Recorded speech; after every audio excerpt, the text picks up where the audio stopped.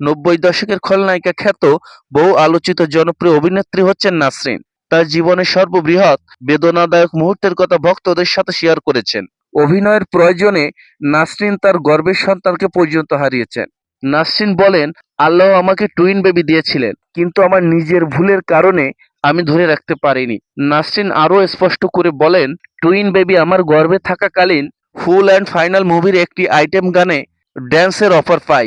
জনপ্রিয় ডান্সার হিসেবে পরিচিতি পাওয়া নাসরিন টাকার লোভে এই গানে নাচের জন্য রাজি হয়ে যান। শুটিং চলাকালীন সময়ে উঁচু একটি দৃশ্য থেকে লাফ দিতেই হঠাৎ করে মারাত্মকভাবে অসুস্থ হয়ে পড়েন তিনি।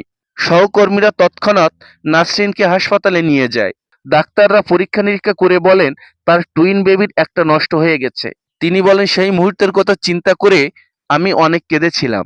আমি মনে করি আল্লাহর পক্ষ থেকে এটা আমার পাপের শাস্তি। অশ্লীল গানের দৃশ্য নাচানাচি করার কারণেই আমার এত বড় ক্ষতি হয়েছে। প্রথম দিকে নাসরিনের ক্যারিয়ার নায়িকা হিসেবে শুরু হওয়ার সম্ভাবনা থাকলেও পরবর্তীতে খলনায়িকা, ডান্সার এবং কমেডিয়ানদের নায়িকা হিসেবে পরিচিতি পান। এই অভিনেত্রী প্রায় 60টিরও বেশি চরিত্রে অভিনয় করেছেন। বর্তমানে স্বামী সন্তান নিয়ে ঘর সংসার করলেও সেই দিনের সেই স্মৃতি তিনি চেষ্টা করলেও কখনো ভুলতে পারবে না। তার খোলামেলা এই বক্তব্য সিনেমা অঙ্গনের পরবর্তী নারী প্রজন্মের জন্য সতর্ক বার্তা হিসেবে কাজ করবে। তো দর্শক, এই বিষয়ে আপনাদের কি মত অবশ্যই কমেন্টে জানাতে ভুল করবেন না। ভালো থাকবেন, ধন্যবাদ।